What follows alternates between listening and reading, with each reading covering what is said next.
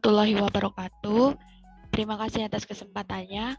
Kami dari kelompok 4 izin mempresentasikan hasil diskusi dari kelompok kami mengenai TAM, TRA, TPB, UTAUT, dan juga UX Honeycomb.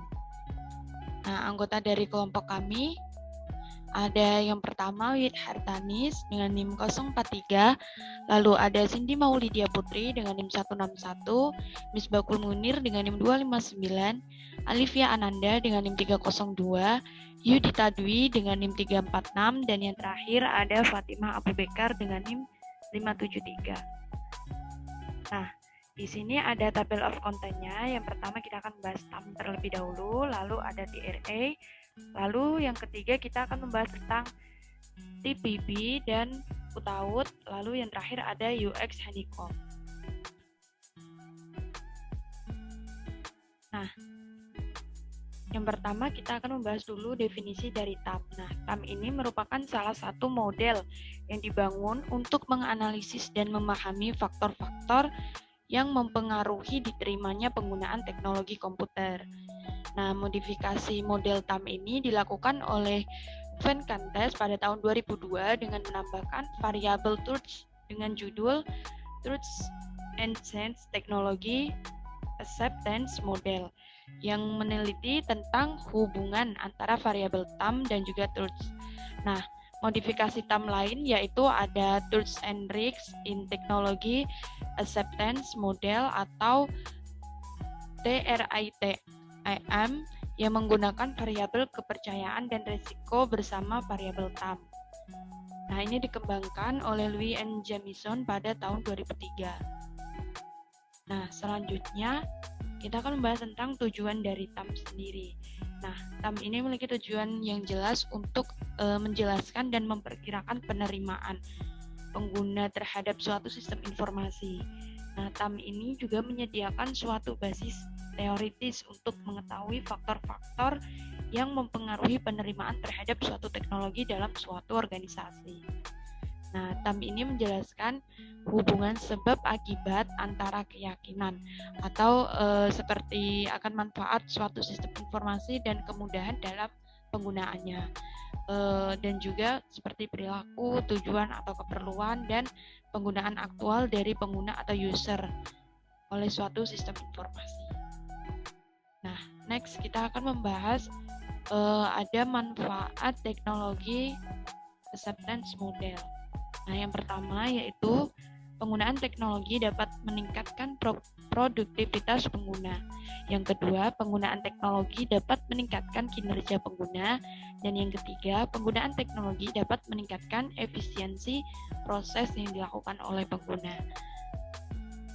Sekian dari saya, selanjutnya akan dilanjutkan oleh rekan saya. Assalamualaikum warahmatullahi wabarakatuh. Terima kasih atas kesempatannya. Di sini saya akan melanjutkan presentasi dari rekan saya. Faktor yang mempengaruhi TAM.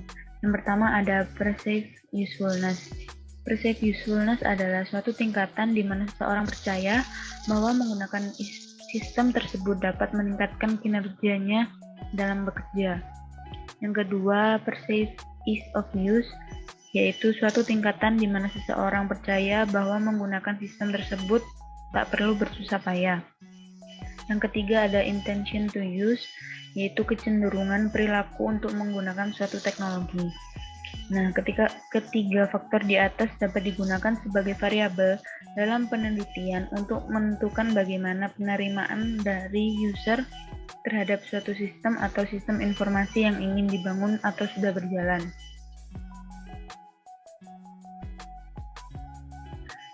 Selanjutnya ada Theory of Planned Behavior atau TBP. Definisi TBP yaitu atau Theory of Planned Behavior adalah teori yang menekankan pada rasionalitas dari tingkah laku manusia juga pada keyakinan bahwa target tingkah laku berada di bawah kontrol kesadaran individu. Perilaku tidak hanya bergantung pada intensi seseorang, melainkan juga pada faktor lain yang tidak ada di bawah kontrol dari individu. Misalnya, ketersediaan sumber dan kesempatan untuk menampilkan tingkah laku tersebut. Selanjutnya ada komponen dari TBP. Yang pertama ada behavioral belief. Behavioral belief ini yang mempengaruhi attitude toward behavior atau behavioral belief adalah hal-hal yang diyakini individu mengenai sebuah perilaku dari segi positif maupun negatif, atau kecenderungan untuk bereaksi secara afektif terhadap suatu perilaku. Sedangkan attitude toward behavior yaitu sikap individu terhadap suatu perilaku diperoleh dari keyakinan terhadap konsekuensi yang ditimbulkan oleh perilaku tersebut. Yang kedua ada normative belief yang mempengaruhi subjective norms. Normative belief adalah norma yang dibentuk orang-orang di sekitar individu yang akan berpengaruh dalam pengambilan keputusan. Sedangkan subjective norms didefinisikan sebagai adanya persepsi individu terhadap tekanan sosial yang ada untuk menunjukkan atau tidak suatu perilaku. Subjective norm ini identik dengan belief dari seseorang tentang reaksi atau pendapat orang lain atau kelompok lain tentang apakah individu perlu, harus, atau tidak boleh melakukan suatu perilaku, dan memotivasi individu untuk mengikuti pendapat orang lain tersebut. Kemudian yang ketiga ada control belief. Control belief ini yang mempengaruhi perceived behavior control. Control belief adalah pengalaman pribadi atau orang di sekitar akan mempengaruhi pengambilan keputusan individu. Perceived behavioral control adalah keyakinan bahwa individu pernah melaksanakan atau tidak melaksanakan perilaku tertentu. Perceived behavior control juga diartikan persepsi individu mengenai kontrol yang dimiliki individu tersebut sehubungan dengan tingkah laku tertentu. Kemudian ada kelebihan dan kelemahan TBP. Kelebihan dari TBP ini atau Theory of Planned Behavior yaitu teori ini dapat memberi pegangan untuk menganalisa komponen perilaku dalam item yang operasional. Hal ini memudahkan berbagai tipe pencegahan yang dapat dipertimbangkan. Sasaran teori ini adalah prediksi perilaku yang dapat diamati secara langsung dan dibawa kendali seseorang. Teori ini juga relatif rendah diaplikasikan pada pengguna substansi tertentu seperti rokok, narkoba, alkohol, perilaku malam, penggunaan, dan lain sebagainya. Kemudian ada kelemahan dari Theory of Planned Behavior atau TBP, yaitu teori ini masih relatif baru dan kurang banyak digunakan dan kurang banyak dikenal. Selain itu, pemanfaatan teori ini membutuhkan bantuan atau kontrol dari orang lain. Orang lain sangat berpengaruh terhadap komponen teori ini. Terima kasih, selanjutnya akan dilanjutkan oleh rekan saya.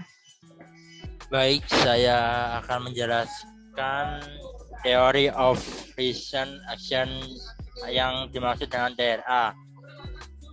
Yang pertama ini di sini ada divisinya ya. Theory of Reason Action TRA dicetuskan oleh Martin Fishbein dan Isaac Agent tahun 1975 yang berasal dari penelitian terdahulu yang dikenal sebagai Theory of Attitude, di mana pada teori tersebut digunakan sebagai rujukan untuk studi tentang sikap dan perilaku gitu.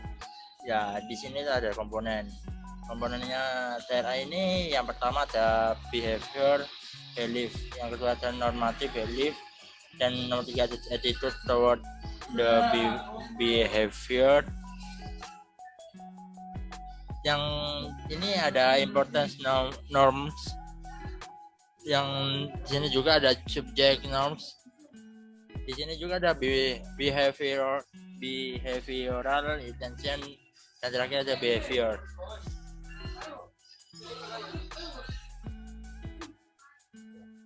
Ya, keuntungan TRA ini yang pertama memberikan pegangan untuk menganalisis komponen perilaku dalam item yang operasional, fokus sasaran. Di sini tuh ada prediksi dan pengertian perilaku yang dapat diamati secara langsung dan berada dalam kendali seseorang. Artinya perilaku sasaran harus diseleksi dan diidentifikasi secara jelas. Dan ini memerlukan pertimbangan mengenai perbedaan tindakan action, sasaran target, konteks, dan perbedaan waktu, serta komponen model sendiri, termasuk intensi, sikap, norma subjektif, dan keyakinan. Konsep penting dalam daerah adalah fokus perhatian, yaitu dengan silent. Kelemahan daerah ini yang pertama itu ada kehendakan dan perilaku hanya berkorelasi sedang. Kehendak tidak selalu menuju pada perilaku itu sendiri. Terdapat hambatan-hambatan yang dicampuri atau mempengaruhi kehendak dan perilaku. Di sini tuh ada penemuannya yang bernama Van Oort tahun 1961 ini dalam Asmet 1964. Selain itu, TRA tidak mempertimbangkan pengalaman sebelumnya dengan perilaku dan mengabaikan akibat-akibat jelas dari variabel eksternal. Variabel demografi, gender, usia, dan keyakinan kesehatan terhadap pemenuhan kehendak perilaku. Meskipun demikian, kelebihan TRA dibandingkan HBM adalah bahwa pengaruh TRA berhubungan dengan norma subjektif. UTAUT ini teori yang berbentuk dari kombinasi model teori sebelumnya seperti TRA, TAM, atau TPB, motivational model, model pemanfaatan personal komputer, teori difusi inovasi, dan SCT, determinan faktor penentuan terhadap tujuan dan pengguna teknologi informasi, yaitu ekspektasi kinerja. Yang di sini itu ada ekspektasi usaha, pengaruh sosial, dan kondisi pendukung. Serta di sini ada 4 variabel sebagai moderator, faktor penunjang antara determinan faktor penentuan dengan tujuan dan penggunaan teknologi informasi, yaitu jenis kelamin, usia, pengalaman, dan kesukarelaan. Sekian dari saya, nama saya Misbah Munir, NIM 2020 310259. Terima kasih. Terima kasih atas kesempatannya. Di sini saya akan melanjutkan presentasi mengenai penerapan model penerimaan dan penggunaan learning management system.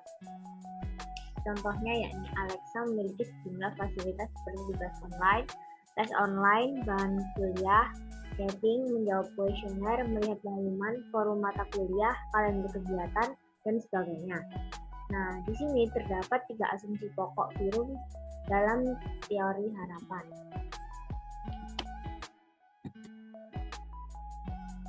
Nah, asumsinya yang pertama yakni setiap individu percaya bahwa bila ia berperilaku dengan cara tertentu, ia akan memperoleh hal tertentu. Ini disebut sebagai sebuah harapan hasil atau outcome expectancy. Sebagai penilaian subjektif seorang atas kemungkinan bahwa suatu hasil tertentu akan muncul dari tindakan orang tersebut. Yang kedua yakni setiap hasil mempunyai nilai atau daya tarik bagi orang tertentu. Ini disebut dengan valensi, sebagai nilai yang orang diberikan kepada suatu hasil yang diharapkannya. Dan yang terakhir, setiap hasil berkaitan dengan suatu persepsi mengenai seberapa sulit pencapaian hasil tersebut. Ini disebut dengan harapan usaha atau effort expectancy, sebagai kemungkinan bahwa usaha seseorang akan menghasilkan pencapaian suatu tujuan tertentu. Nah, teori ini menyatakan bahwa kekuatan yang memotivasi seseorang untuk bekerja giat dalam mengerjakan pekerjaannya tertanggung dari hubungan timbal balik antara apa yang diinginkan dan dibutuhkan dari hasil pekerjaan tersebut. Selanjutnya yakni manajemen bisnis online. Contohnya yakni adanya revolusi transportasi umum di Indonesia, diprakarsai oleh pengusaha Gojek yang didirikan oleh Nadiem Makarim. Gojek berawal dari layanan ojek online yang berbasis teknologi. Dengan kecanggihan teknologi saat ini, pemesanan ojek dapat dilakukan melalui smartphone. Cara Gojek memenangkan pasar. Yang pertama, penerapan sistem bagi hasil. Yang kedua, mendapatkan asuransi gratis. Yang ketiga, mendapatkan bonus. Yang keempat, tidak terkait kontrak kerja. Yang terakhir, membuka peluang investasi. Selanjutnya ada UX Honeycomb. User Experience Honeycomb adalah sebuah alat yang menjelaskan mengenai berbagai macam aspek dari UX design. UX Honeycomb dibuat oleh Peter Morville, seorang desainer dan information architect. Salah satu tujuan dibuatnya UX Honeycomb adalah untuk membantu para klien dalam memahami alasan menggapai usability saja tidak cukup. Peter Morville adalah seorang desainer dan arsitek informasi yang telah bekerja di bidang ini sejak tahun 1994. Saat bekerja sebagai IA, Peter mulai menggunakan diagram 3 lingkaran yang menurutnya paling mewakili hubungan antara tujuan dan konteks bisnis, kebutuhan dan perilaku pengguna, serta konten. Selanjutnya dijelaskan oleh rekan saya. Assalamualaikum warahmatullahi wabarakatuh. Terima kasih atas kesempatannya. Perkenalkan, nama saya Yudita Dwi Nur Ainin dengan NIM 2020-310346. Di sini saya akan melanjutkan materi dari rekan saya, yaitu diagram 3 lingkaran. Nah, diagram tersebut berfungsi untuk menjelaskan mengapa perlu ada keseimbangan antara semua hal itu. Dia merasa bahwa ada kebutuhan untuk diagram yang lebih baik yang akan menjelaskan lebih jauh ke dalam desain pengalaman pengguna. Oleh karena itu, lahirnya UX Honeycomb. Nah, UX Honeycomb pengalaman pengguna adalah alat yang menjelaskan berbagai aspek desain pengalaman pengguna. Karena ada banyak aspek dari bidang ini yang jauh melampaui kegunaan. Peter merasa bahwa diagram baru ini akan membantu mendidik klien. UX Honeycomb membantu menemukan sweet spot di antara berbagai bidang pengalaman pengguna yang baik. Nah, materi selanjutnya yaitu User Experience, pengalaman pengguna atau UX, berfokus pada pemahaman yang mendalam tentang pengguna, apa yang mereka butuhkan, bagaimana kemampuannya, dan juga apa keterbatasannya. Ini juga memperhitungkan tujuan bisnis dan tujuan grup yang mengelola proyek. Praktik terbaik UX mempromosikan peningkatan kualitas interaksi pengguna dan persepsi produk perusahaan dan layanan terkait apapun. Nah, materi selanjutnya yaitu yang pertama ada usable. Nah, usable ini berarti kemudahan dalam pengguna. Produk yang diciptakan harus sederhana dan mudah untuk digunakan pengguna. Hal ini juga menandakan bahwa learning curve yang akan dijalankan oleh pengguna harus sedikit dan painless. Yang kedua ada useful. Useful ini berarti berguna dan dapat menyelesaikan masalah yang dialami oleh pengguna. Produk yang tidak memenuhi keinginan atau kebutuhan pengguna berarti produk tersebut tidak memiliki tujuan yang jelas. Yang selanjutnya ada desirable. Nah, desirable ini berarti estetika. Sebuah produk estetika, produk berkaitan mengenai bagaimana produk atraktif dan mudah untuk diterjemahkan. Selanjutnya ada findable. Findable ini berarti kemudahan dalam menentukan berbagai tombol dan navigasi yang jelas.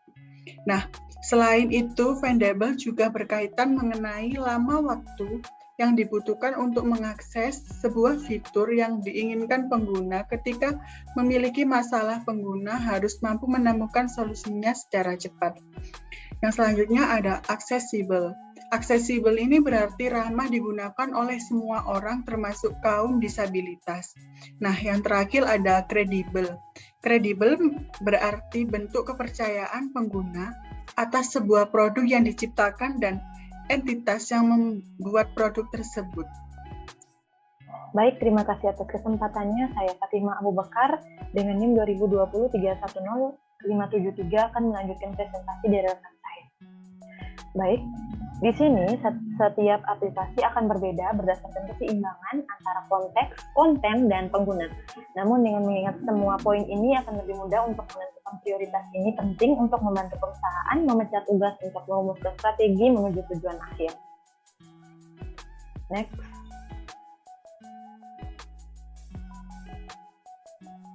Kemudian ada fungsi, yaitu yang pertama efektivitas.